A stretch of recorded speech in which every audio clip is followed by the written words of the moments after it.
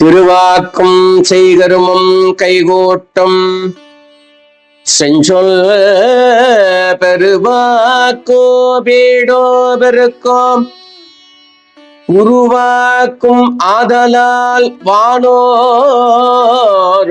ஆணை முகத்தானே காதலால் கோப்புவர்தம் கை. அனைவருக்கும் வணக்கம். நாம் இப்போது வழிபட வந்திருக்கின்ற கோயில் உத்தம லிங்கேஸ்வரர் கோயில். இது இருக்கின்ற பகுதி அவனாசிக்கு மேற்கு 11 கல் தொலைவில் உள்ள பெருமாநல்லூரில் தான் உள்ளது. கோயிலானது மேற்கு பார்த்த கோயில். கொங்கு நாட்டு சூரியன் பரிகார தலமாக தமிழ்நாடு அரசினுடைய இந்து அறநிலைத்துறையிலிருந்து பதிவு செய்யப்பட்டிருக்கின்றது. மேற்கு பார்த்த கோயில். ஒரு காலத்தில் சூரியனுடைய கதிர்கள் சிவனின் மேல் படுகின்ற அமைப்பில் இந்த கோயில் கட்டுமானம் அமைந்துள்ளது. ஜாதகத்திலே ராகு கேதுவோடு சூரியன் இருக்குமானால் அது பிதுர்தோஷம் என சொல்லப்படும். அந்த பிதுர்தோஷம் போக்கக்கூடிய கோயிலாகவும், சூரியன் மறைவு ஸ்தானத்தில் இருந்தபோதும் அந்த சூரியனால் வரக்கூடிய துன்பங்களிலிருந்து வெளியடைவதற்காகவும் இந்த உத்தம லிங்கேஸ்வரர் கோயிலை அமைத்திருக்கிறார்கள். இந்த கோயில் கிட்டத்தட்ட 1000 ஆண்டுகள் பழமையான கோயில். வாருங்கள் உள்ளே பார்ப்போம். முன் மண்டபத்திலே இந்த கோயிலை கட்டிய அரசனுடைய சிற்பமும் அரசு அதிகாரியுடைய சிற்பமும் காட்டப்படுகின்றது. அதன் முன்னால் கொடிக்கம்பமும், கொடிக்கம்பத்துக்கு முன்னால் பலிபீடமுமாக, அதன் பின்னால் அதிகார நந்தியாகிய நந்தி பீடம் இருக்கின்றது. அந்த நந்தியினுடைய மண்டபத்தில் இருக்கின்ற 4 தூண்களிலேயுமே இந்த கோயிலை கட்டிய அரசனுடைய சிற்பமானது காணப்படுகிறது. இந்த கோயிலினுடைய தெற்கு பகுதியிலே பார்ப்போமானால் சோழீஸ்வரருக்கென்று தனி சன்னதி இடம்பெற்றிருக்கின்றது. அவர் நேர் எதிரே வடக்கு பக்கம் விநாயகரனுடைய சன்னியானது தனியாக இடம்பெறுகிறது. உள்ளே நுழைந்த உடனே நாம் சந்திக்கின்ற முதல் கோஷ்ட தெய்வமாக கோயில் முன்பாசிலில் இருக்கின்ற தெய்வமானது சண்முகருக்கென்று தனி சன்னதி அமைத்திருக்கின்றார்கள். சனீஸ்வரனுக்கென்று தனி சன்னதி இடம்பெற்றிருக்கின்றது. சனி பயிற்சி நாள்களிலும் சனி நாட்களிலும் இதுக்கான சிறப்பான வழிபாடுகள் இங்கே நடைபெறுகின்றது. நம பார்வதி பதையே ஹர மகாதேவ. தென்னாட்டுடைய சிவனே போற்றி, தென்னாட்டவர்க்கும் இறைவா போற்றி. எல்லா கோயிலையும் அபயவரசத்தோட இருப்பா. அபயவரசம்னா இடதுகை பூமியை பார்த்த மாறும், வலதுகை நம்மளை பார்த்த மாதிரி இருக்கும்.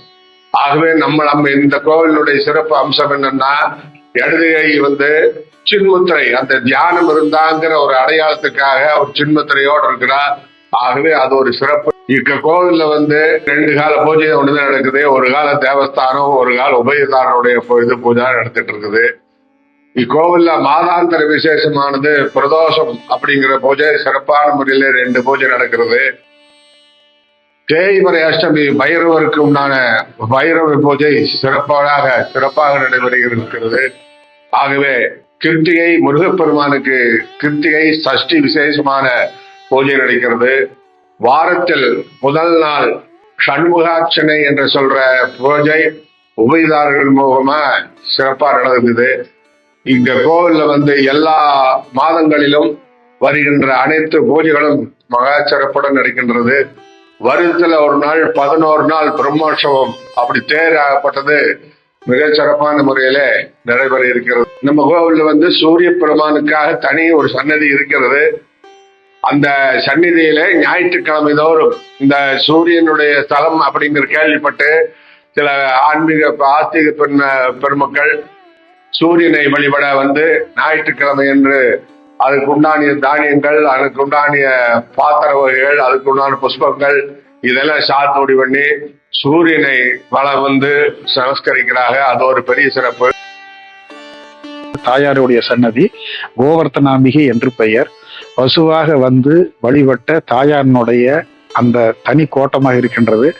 அந்த வகையிலே கோவர்த்தனாம்பியினுடைய சிறப்பாக கையிலே தவம் இருக்கின்ற காட்சியாக காட்டுகின்றார்கள். அபய வரத கஷ்டத்தோடு இருக்கின்றார். இந்த அபய வரத கஷ்டங்களையும் கூட சின்முத்திரை காட்டுகின்ற வகையிலே தவநிலையிலே காட்டப்படுகின்றார். ஒரு காலத்தில் இந்த ஊரிலே பெரும் மண்மாரி பெய்ததனாலே அந்த மண்மாரி பெய்திலிருந்து ஊர் மக்களை காற்றுவதற்காக சிவனிடம் தவம் இருக்கின்ற கோலமாக இந்த காட்சியை புராண கதைகள் எடுத்தெம்புகின்றன. அந்த வகையில் தாயார் தவ நிலையில் இருக்கின்ற தெய்வமாக இங்கே காட்டப்படுகின்றார். இங்கே சூரிய பகவானுக்கு மட்டும் தனி கோயிலாக இந்த சூரிய பகவானுடைய சன்னதியானது இடம்பெறுகின்றது. மேற்கு நோக்கிய இந்த சூரிய பகவான் பரிகாரத்துக்குரியவர்களாக காணப்படுகின்றார். ஜாதகத்திலே தந்தையாருக்கும் மகனும் இருக்கின்ற உறவுகள் பாதிக்கப்படுகின்ற போதும் அல்லது ராகு கேதுவோடு சூரியனுடைய பாதிப்பு ஏற்படுகின்ற போதெல்லாம் பிதிர்தோஷம் அடைவார்கள் என்று சொல்வார்கள்.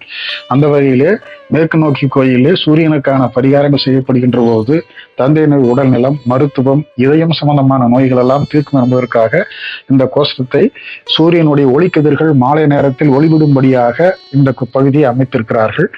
ஆக இது சூரியனுக்கான கோயில்கள் என்பதற்கு அடையாளமாக தனிச்சன்னதியில் இந்த சூரிய பகவான் இடம்பெறுகிறார். எனவே சூரிய தோஷம் உள்ளவர்கள் இந்த கோயிலில் வந்து ஞாயிற்றுக்கிழமையில் சூரிய பகவானுக்கு வழிபாடு செய்கின்ற போது ஜாதகத்தில் உள்ள அந்த சூரிய தோஷங்கள் நிறைவேறும் என்பது மக்களுடைய எண்ணம். திருச்சுற்றிலே திரும்பி வருகின்ற போது இந்த சூரியனுக்கு நேர் எதிர்க்கு மேற்கு பகுதியிலே கோலீஸ்வரர் கோயில் என்ற கோயிலானது தனியாக இடம்பெறுகின்றது. அவர் எதிரே தட்சிணாமூர்த்தி சன்னதியானது தனியாக இடம்பெறுகிறது. 5 பூதங்களுக்கும் தனித்தனி கோஷ்டங்களாக தனித்தனி வாயில்களை கொண்டு லிங்கங்கள் அமைக்கப்பட்டிருக்கின்றன. கோஷ்டத்திலே துர்க்கை அம்மனுக்கு தனி சன்னதியும், சண்டிகேஸ்வரருக்கு என தனி சன்னதியும், பைரவருக்கு கால பைரவருக்கு என தனி சன்னதியும், இவ்வாறு திருச்சுற்றிலே ஏகப்பட்ட சன்னதிகள் இடம்பெற்றிருக்கின்றன. முருகருக்கென்று இந்த கோயில தனி வாயிலும் தனி சன்னதியும் அமைக்கப்பட்டிருப்பதை பார்க்கலாம். அருகிலேயே 4 புதிதாக தனி சன்னதியானது ஒன்று அமைக்கப்பட்டிருக்கின்றது. கிட்டத்தட்ட 16 கல்வெட்டுக்கள் இந்த கோயிலே இடம்பெற்றிருக்கின்றன. இவைகள் எல்லாம் அரசு துறையிலிருந்து பதிவு செய்யப்பட்டு நூல்களால் வெளியிடப்பட்டிருக்கின்றன. இவைகள் இந்த கோயிலினுடைய வழிபாட்டு முறைகள், வழிபாடு செய்வதற்கான நிபந்தங்கள், விளக்கரிக்கு தானம் போன்ற தான செய்திகளையும் நிலக்கொடை கொடுத்ததையும் இங்கே எடுத்து காட்டுகின்றன. சுற்றுச்சுவர்களிலே விளக்கு மாடங்கள் எண்ணற்ற அளவிலே இடம்பெறுகின்றன. மதில் சுவரிலேயும் கூட அரசு சின்னங்கள் இடம்பெறுகின்றன. ஒற்றை கையல், இரட்டை கையல், 2 மீன்களுக்கு இடையே சிவலிங்க வழிபாடு செய்கின்ற அந்த சின்னம் மற்றும் ஹொய்சால மன்னனுடைய அரசு சின்னம் மற்றும் உடையார் வம்சத்தை சேர்ந்த யானை சின்னங்கள் நிறைய இந்த கோஷ்டத்தில் இடம்பெறுகின்றன. வடகிழக்கு மூலையிலே ஒரு சிற்பம் அபூர்வமாக காணப்படுகின்றது. பாருங்கள், ஆடு ஒன்று ஓடிக்கொண்டிருக்கின்றது. அதை முடுக்குகின்ற வகையிலே, ஓட்டுகின்ற வகையிலே முருகனுடைய சிற்பமான இடம்பெறுகின்றது. 2 மீன்களுக்கிடையே சூரியன், சந்திரன் இடம்பெறுவது மிக அற்புதமாக இருக்கின்றது. இது வித்தியாசமான காட்சி.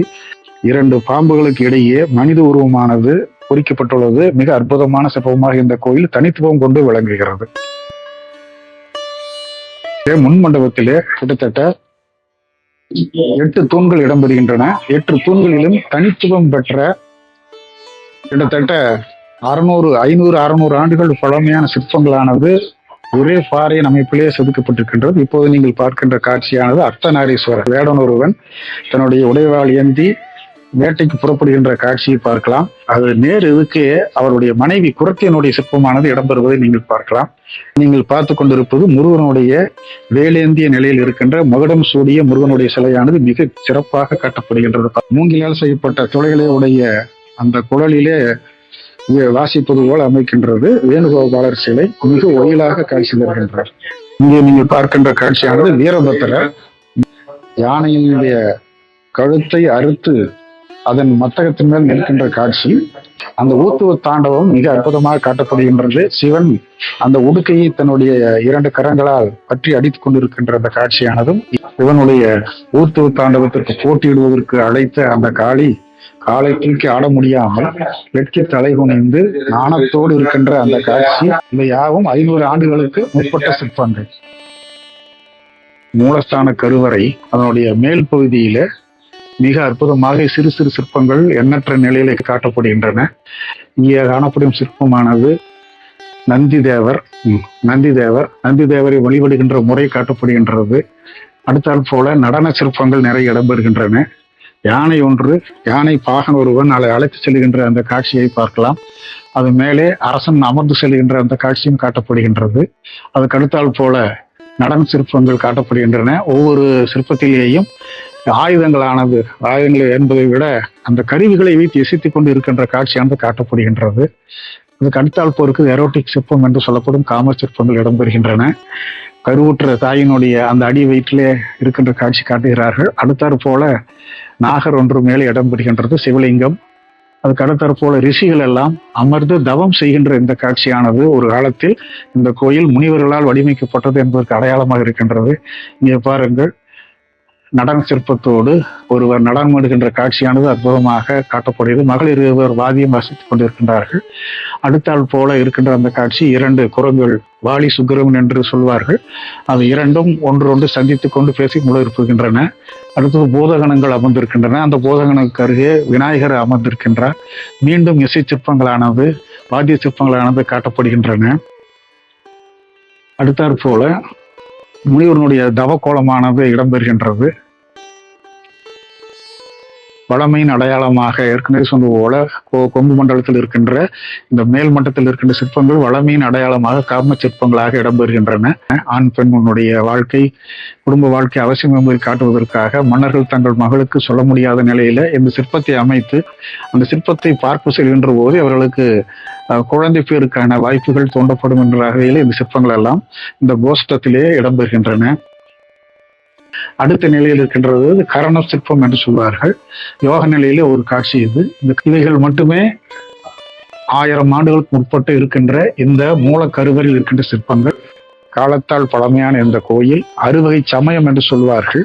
சூரியன், சந்திரன், கணபதி, கானாபத்தியம், முருகர், தாய் தெய்வம் சாக்தம் மற்றும் சிவனுடைய அந்த வழிபாடு, இப்படி அறுவகை சமயங்களும் இணைந்த கோயிலாக அற்புதமாக இந்த கோயிலானது வடிவமைக்கப்பட்டிருக்கின்றது.